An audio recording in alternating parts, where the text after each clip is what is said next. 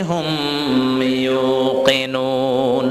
ও নবী, আপনার উপর যা নাজিল হয়েছে সবটার উপর ঈমান আনতে হবে। কে বলছেন?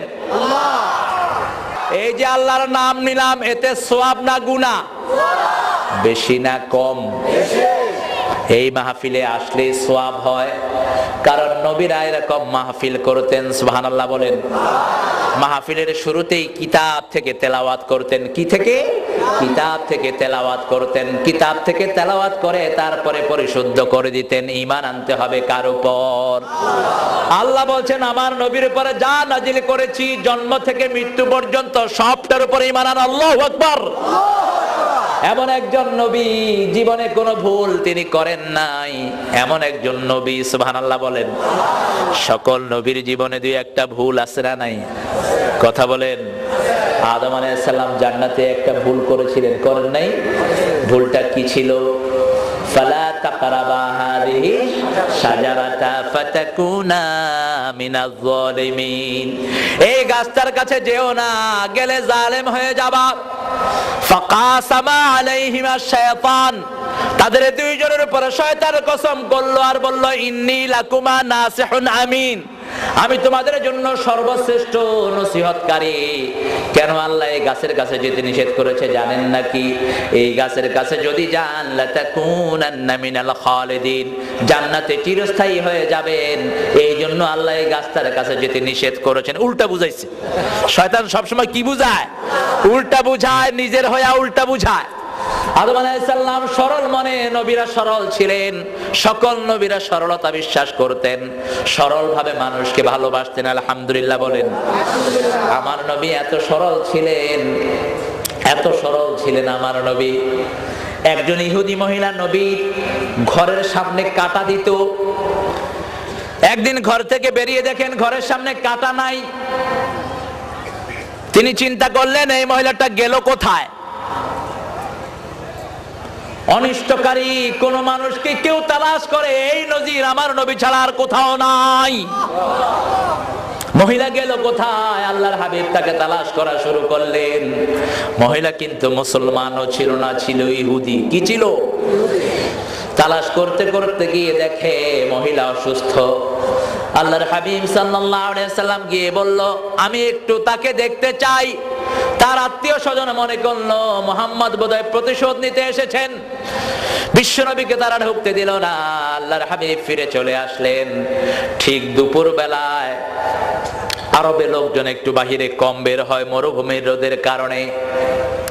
এই দুপুর বেলায় বিশ্বনবী তার ঘরে গিয়ে হাজির।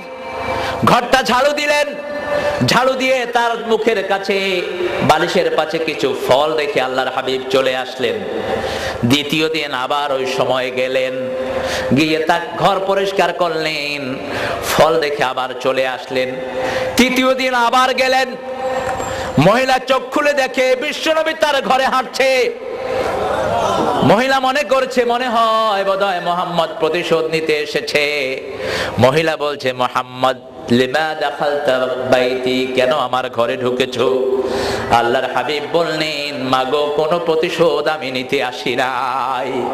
গত 2 দিন যে লোকটি আপনার ঘর পরিষ্কার করে দিয়েছে, আপনার বালিশের পাশে কিছু ফল রেখে গেছে, তিনি হলাম আমি, আব্দুল্লাহর ছেলে মুহাম্মদ সাল্লাল্লাহু আলাইহি ওয়াসাল্লাম। মহিলা বুঝলো এটা কোনো সাধারণ মানুষের আচরণ নয়, নিশ্চয়ই তিনি আল্লাহর নবী। মহিলা পড়লো, লা ইলাহা ইল্লাল্লাহু মুহাম্মাদুর রাসূলুল্লাহ সাল্লাল্লাহু। আমার নবীর আদর্শ সবখানে আছে না নাই? শিশুকালে আছে না নাই? যৌবনকালে আছে না নাই? সব বয়সে আছে। আলহামদুলিল্লাহ বলেন। জন্মের পর থেকে আমার নবী আদর্শ। আদম আলাইহিস সালামের ভুলের কারণে তিনি যখন ভুল বুঝলেন, গাছটার কাছে যাওয়ার পরে জান্নাতের পোশাক খুলে গেল। শয়তানের প্রথম টার্গেট হলো মানুষকে বিবস্ত্র করে দেয়া। এজন্য শয়তান হলো যৌনবাদী, আমরা হলাম মৌলবাদী। ঠিক কিনা? আমরা আল্লাহ রাসূল ধরে থাকি আর শয়তান যৌনতা ছড়ায়। শয়তানের আন্দোলন যারা করে সেখানেও বেড়া বেড়ির একসাথে ঠেলাঠেলি আছে না নাই? জোরে বলেন। ঢাকাতে কিছু মিছিলে কিছু মোটা মোটা বেডি হায়ার করছে কোত্থেকে জানে, পুলিশের এমন জোরে ঠেলা দিছে পুলিশ গিয়ে চিত হয়ে পড়ে গেছে। এখন পুলিশ চিন্তা করলো যে আমাদেরকে ঠেলা মেরে চিত করে ফেলা, এরকম কোত্থেকে আসছে এগুলো। আল্লাহ রাব্বুল আলামিন সকল নবীকে সর্বশ্রেষ্ঠ লজ্জাশীল বানিয়েছেন, সুবহানাল্লাহ বলেন। সাইয়েদনা আদমের যখনই সতর, একজনের সতর আরেকজনের সামনে প্রকাশিত হয়ে গেল, জান্নাতের গাছ দিয়ে আবার সতর ঢেকে দিলেন, সুবহানাল্লাহ বলেন। ভুল বুঝলেন, এবার পড়া শুরু করলেন। পড়েন রাব্বানা যালামনা, পড়েন রাব্বানা যালামনা আনফুসানা ওয়া ইল্লাম তাগফির লানা ওয়া তারহামনা লানাকুনান্না মিনাল খাসিরিন। দোয়াটা সবার মুখস্থ আছে না নাই? আমার নবী বলেছেন এই দোয়া পড়ে যে দোয়া করবে আল্লাহ তার দোয়া কবুল করে নেবেন। পড়েন রাব্বানা যালামনা আনফুসানা ওয়া ইল্লাম তাগফির লানা ওয়া তারহামনা লানাকুনান্না মিনাল খাসিরিন। একজন নবীর শিশুকালের কথা আল্লাহ কোরআন শরীফে বলেছেন। একজন নবীর কয়জন? সেই নবীর নাম বলেন মুহাম্মদ সাল্লাল্লাহু, বিশ্বনবী সাল্লাল্লাহু আলাইহি ওয়াসাল্লামের শিশুকালের কথা আল্লাহ সূরা আদ-দুহায় বলছেন। পড়েন আলাম ইয়াজিদকা ইয়াতীমান ফাআওয়া ওয়া ওয়াজাদাকা দাল্লান ফাহাদা ওয়া ওয়াজাদাকা আইলান ফাআগনা ফাআম্মাল ইয়াতীমা ফালা তাকহার ওয়া আম্মাস সাইলা ফালা তানহার ওয়া আম্মা বিনি'মাতি রাব্বিকা ফাহাদ্দিস। লা ইলাহা, এই একটা পড়ে লা ইলাহা ইল্লাল্লাহ পড়বেন। সূরা দোহার শেষ আয়াত, সূরা আলাম নাসর শেষ আয়াত পড়ে তারপরে আল হাকুমুত তাকাসুর এই সূরার শেষ আয়াত, এগুলো পড়ে কালেমা পড়বেন। বিশ্বনবীর সুন্নাত তিনি পড়তেন। আলহামদুলিল্লাহ বলেন। আল্লাহ রাব্বুল আলামিন বলছেন ও নবী আপনাকে এতিম পেয়েছি। এতিম ছোটবেলায় হয় না বুড়া বয়সে হয়? ছোটবেলায় যে শিশু নাবালক তার বাপ মারা গেলে তাকে কি বলা হয়? এতিম বলা হয়। আল্লাহ রাব্বুল আলামিন বললেন ও নবী আপনাকে এতিম পেয়েছি। সেই নবীকে আবার বলছেন ওয়াম্মাল ইয়াতীমা ফালা তাকহার, আপনার উম্মতদেরকে নসিহত করেন এতিমদের সাথে যেন ঝিড়কি দিয়ে কথা না বলে। আল্লাহর হাবিব বলতেন কাফিরুল এতিম, এতিমের কেয়ারটেকার আর আমি এইভাবে জান্নাতের মধ্যে থাকবো। যারা এতিমদেরকে রক্ষণাবেক্ষণ করে তারা আমার সাথে এইভাবে জান্নাতে থাকবে।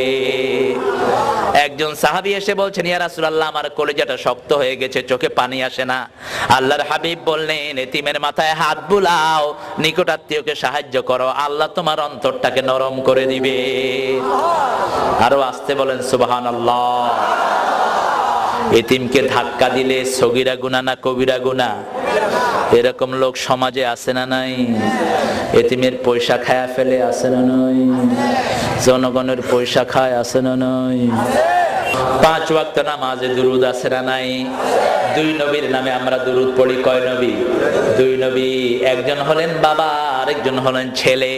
বিশ্বনবী নিজেও বলতেন আনা সামরাতু দুআ আবিকুম ইব্রাহিম, আমি তোমাদের পিতা ইব্রাহিম আলাইহিস সালামের দোয়ার ফসল। আবার বুখারীর বর্ণনায় বিশ্বনবী বলছেন আনা ইবনে যাবিহাতাইন, আমি 2 যাবিহের সন্তান। আল্লাহু আকবার। এক যাবি হলেন সাইয়েদনা ইসমাঈল, আরেক যাবি হলেন বিশ্বনবীর প্রিয় বাবা আব্দুল্লাহ। আল্লাহর হাবিব সাল্লাল্লাহু আলাইহি ওয়াসাল্লাম জমজম খাওয়ার সময় দাঁড়িয়ে খেতেন, কারণ তাজিম করতেন নিজের আপন ভাইকে। সাহাবায়ে কেরাম বলতেন ইয়া রাসূলুল্লাহ সাল্লাল্লাহু আলাইহি ওয়াসাল্লাম সব খাবার আপনি বসে খান, কিন্তু জমজম কেন দাঁড়িয়ে খান? আল্লাহর হাবিব বলতেন লি তাজিমে আখি ইসমাঈল, আমার ভাই ইসমাঈলের জন্য আমি দাঁড়িয়ে যাই। কি সম্মান মানুষকে দিয়েছেন মুহাম্মদ সাল্লাল্লাহু। সেজন্য আমার নবীর জীবনের প্রত্যেকটি অংশই আদর্শ। মায়ের কোলে বিশ্বনবী আদর্শ দিলেন, ইনসাফ প্রতিষ্ঠা করলেন। আজকের সমাজে মেয়েদেরকে কম খাওয়ানো হয়, মেয়েদেরকে কম দেখা হয়, মেয়েদের প্রতি একটু বৈষম্যপূর্ণ আচরণ করা হয়। এটার গোড়া ভেঙে দিয়েছেন বিশ্বনবী হালিমার কোলে গিয়ে। সুবহানাল্লাহ বলেন। আমাদের দেশের কবিরা যত সুন্দর কবিতা বিশ্বনবীকে নিয়ে লিখেছেন, এত সুন্দর দুনিয়ার কেউ লিখতে পারে নাই। আমি সেজন্য রবীন্দ্রনাথকে কখনো বিশ্বকবি বলি না, কারণ যতজন বিশ্বকবি হয়েছেন ততজন বিশ্ব নবীকে নিয়ে কবিতা লিখেছেন। বিশ্বকবি হয়েছেন শেখ সাদি, বিশ্ব নবীকে নিয়ে তার কবিতা আছে না নাই? বালাগাল উলা বিকামালিহি কাশাফাত দুজা বিজামালিহি হাসুনাত জামিউ খিসালিহি সাল্লু আলাইহি ওয়া আলিহি। হাফিজ, রুমি, ইকবাল তাদের কবিতা বিশ্ব নবীকে নিয়ে আছে না নাই? শেলে, কিটস ইংলিশ কবি, তারা কবিতা লিখেছেন বিশ্ব নবীকে নিয়ে। বার্নার্ড রাসেল, ফরেন দার্শনিক philosopher, he wrote a very big, অনেক বড় প্রবন্ধ তিনি লিখেছেন বিশ্বনবী সাল্লাল্লাহু আলাইহি সাল্লামকে নিয়ে। কিন্তু উনি আমার নবীর জীবনীকে চোখে দেখলেন না। কিন্তু আরেকজন কবি, আমাদের জাতীয় কবি, আমার নবীকে নিয়ে তার লেখা আছে না নাই? তোরা দেখে যাবে না মায়ের কোলে, বলেন তোরা দেখে যাবে না মায়ের কোলে, মধু পূর্ণিমারি সেথা চাঁদ দোলে, যেন উষার কোলে রাঙা রবি দোলে। তোরা দেখে যা আমি না মায়ের কোলে, কুল মখলুকে আজি ধ্বনি উঠে কে এলো ওই, কালেমা শাহাদাতের বাণী ঠোঁটে কে এলো ওই, পড়ে দুরূদ ফেরেশতারা বেহেশতের সব দুয়ার খুলে। তোরা দেখে যা আমি না মায়ের কোলে। আলহামদুলিল্লাহ বলেন। এত সুন্দর কবিতা দুনিয়ার কোন লেখকেরা আমার নবীকে নিয়ে লিখতে পারে নাই। সুবহানাল্লাহ বলেন। আবার এই কবি লিখছেন ত্রিভুবনের, পড়েন না কেন? ত্রিভুবনের প্রিয় মোহাম্মদ এলো রে দুনিয়ায়,